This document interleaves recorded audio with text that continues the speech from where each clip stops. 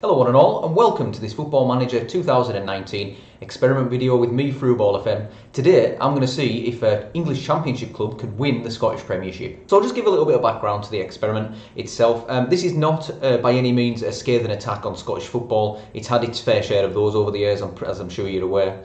But no, this was more just out of interest to see if the might of Celtic could be overthrown by a Championship club. Now, to explain actually what I've done to get this database as it is, and as you can see, Aston Villa are the team that have been chosen to compete in the Scottish Premiership. They've actually been swapped with the eagle-eyed amongst you will have spotted that they've been swapped with Livingston. Now, the reason that those two clubs were chosen was because I used the Football Manager 2019 editor, which you can find in the tools section of the of Steam. If you go into I think it's at the top. There's a tools section, and you can download it for free.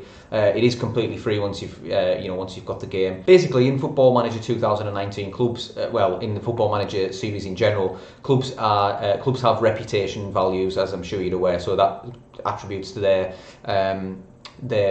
star rating on reputation. So I chose the club with the highest reputation in the Championship, which was Aston Villa, and swapped it with the lowest reputation club in the Scottish Premiership, which was Livingston. So unfortunately, Livingston fans, I'm sorry, but you're now in the Championship and don't stand a very good chance of surviving in there, I don't believe. So sorry about that. But yeah, I think for me it'll be interesting to see if Aston Villa can actually topple the might of Celtic, and I think that's the most important thing really, to see if that Championship club can challenge Celtic for the title. So without any further ado, let's get into it. Right then, so we have here, this is the Scottish Premiership table, and Aston Villa are in there, as you can see. And if we take a look at the Sky Bet Championship, you will be able to see, okay, it's maybe got a space, but Sky Bet Championship holders are Wolves, and you can see that there is Livingston. So I've opened the game up in early pre-season in Scotland, so we're on the 25th of June. What I'm going to do is I'm going to holiday a year into the future to see if Aston Villa have won the Scottish Premiership, essentially. Just taking a look at the Aston Villa squad, and you would expect that they would challenge for the title. If we look at the season preview, they are expected to finish second, so and the games obviously register them as being promoted, but obviously they weren't promoted from the Scottish Championship. I think Livingston probably were. But Aston Villa are predicted to finish second, and that's a fairly fair reflection, really. I think Celtic are definitely still the favourites, but Aston Villa have got a real good chance of toppling that might. So this is interesting, which is the Media Dream 11. Now, normally this would probably just be made up entirely of Celtic players, but a few Aston Villa players have made it in there. Alan Hutton's in there, who's actually Scottish, which is strange.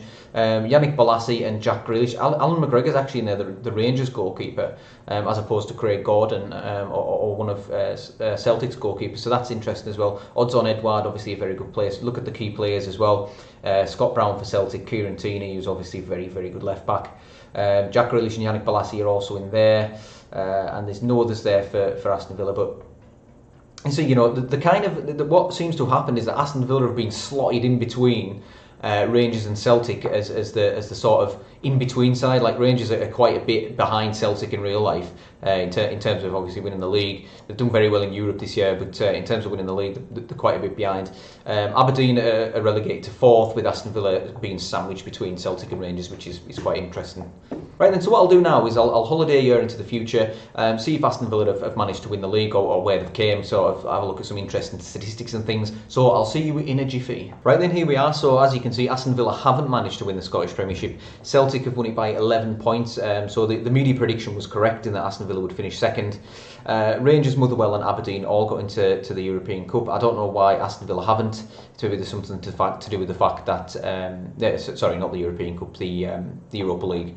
But I don't know why Aston Villa haven't. It's maybe something to do with the fact that they're English, and you can't have another English side in the competition. I don't know. But Celtic have actually been quite clear winners, but it would have been always difficult for Aston Villa to topple the likes of Celtic. The only reason, again, that Aston Villa were in there was because of the reputation. I think maybe if it was somebody like a Stoke or a West Brom, who have theoretically got the players to better than Aston Villa's players, on paper, then it might have been a different story. But ultimately, Aston Villa weren't able to win the Scottish Premiership, as probably a lot of you probably predicted. But I just wanted to see if the highest reputation team in the Championship could actually win the Scottish Premiership. But you can see Aston Villa and Celtic were miles ahead. We'll take a look at some of the stats in the league. So if you look at the team overview, see Celtic were way ahead on goals of Aston Villa.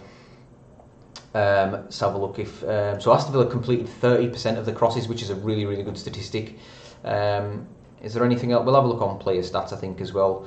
A player overview, see if Aston Villa had any. Yeah, so Tammy Abraham actually claimed the Golden Boot winner, which is interesting. He's got 20 goals in 36 appearances, 142 minutes per goal. Is a really good return. Most key passes was made by Jack Grealish as well. So obviously and 12 assists is incredible. Chris Cadden's takes the most assists award. Who plays for Motherwell. 13 assists in 38 appearances is excellent. Again, Chris Cadden obviously a very key component of Motherwell's season. Jack Grealish very much the same for Aston Villa. But Jack Grealish has had an excellent season, as you would probably imagine he would have if he played in the Scottish Premiership. He's probably got big things coming ahead, Jack Grealish. So yeah, but the stats. Aston Villa actually conceded the least goals as well. Andre Moreira, who must have been playing the whole season for Aston Villa, young goalkeeper, looks very good. Can't see any stats, but he's actually gone to Atletico Madrid, which is he was already there. He's gone back there from being on loan at Aston Villa, but looks a decent goalkeeper. And obviously kept a hell of a lot of clean sheets for Aston Villa. So. Christopher Samba's playing for St Johnstone, Kilmarnock, so that's interesting. And he's transfer listed, 35 years old. I wonder how much money he's on. 1.3k a week for Kilmarnock. That is quite a large outlay. So another thing we'll go and look at is we'll see if Sky Bet Championship. We'll go and see if Livingston got relegated. Swansea actually won the Championship. Let's have a look. Yeah, so Swansea won the Championship with Blackburn going up in second place. That's quite a surprise after just being promoted from League One.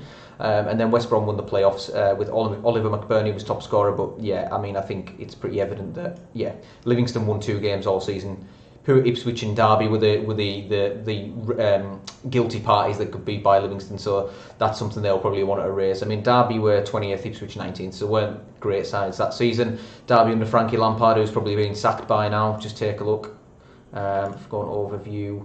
Oh no, he's still there, but I can't imagine it'll be much longer if Derby have finished 20th, to be honest. The board have got quite lofty expectations so at Derby County, but Livingston just couldn't stand up to the mic. It's just actually dawned on me that you won't be able to see that because of my face cam, so I'll just move that out of the way. Okie doke, there we go. So I'm in the other corner now. But yeah, there's the evidence for you that if you needed it, that Livingston just weren't ever going to survive in the Championship. I think Livingston are probably at best a League Two side, maybe low end League One. I don't know. Let me know what you think in the comments anyway. But just let me know what you think of this experiment. I know that there have been a lot of experiments with Celtic and Rangers being in the Premier League, which always seem to be floating about on YouTube. I'm not sure if anybody's done it this season. It's something I might look into. It's always something that's interested me, and I actually think that it would be a great thing for Celtic and Rangers to join the Premier League, or to